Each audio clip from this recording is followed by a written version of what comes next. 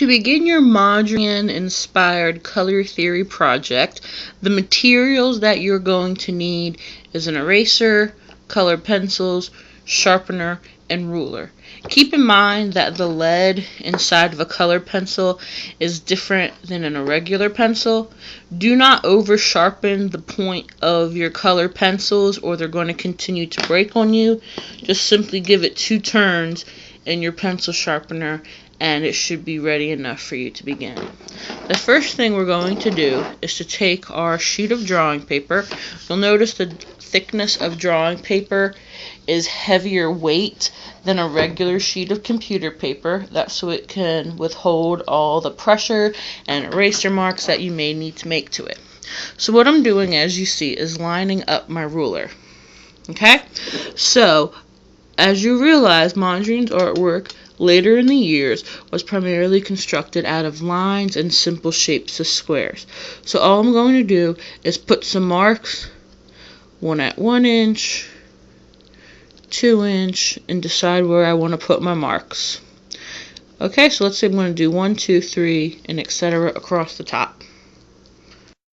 So now you see I put marks at the top and bottom of the page.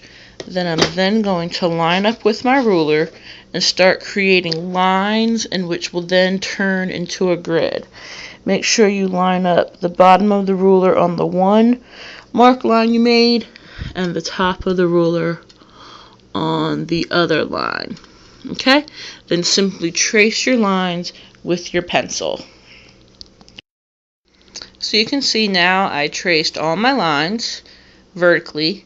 Now I'm going to start drawing lines horizontally. Now these lines don't have to be the same width or thickness or separation, but they do need to be nice and square and straight.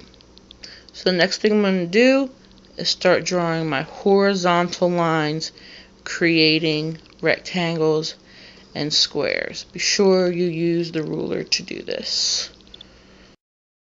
So now I finished my line drawing.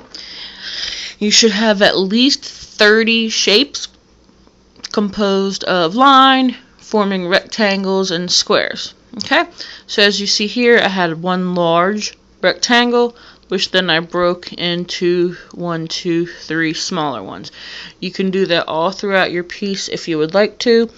Mondrian did not usually connect lines to lines when separating his paintings into grid form. As you see here, the lines don't meet, so try to focus on that while you are creating your line drawings as well. After you drew your grid and you have at least 30 shapes, the next thing you want to do is decide on what colors you want to use. I decided on I want to use the primary color family. You may choose from primary, secondary, warm, or cool. Okay? Maximum 5 spaces, maybe white on your sheet. Once again, that's only 5 spaces, maybe white. When you're done, everyone will outline their edges in a thick black line.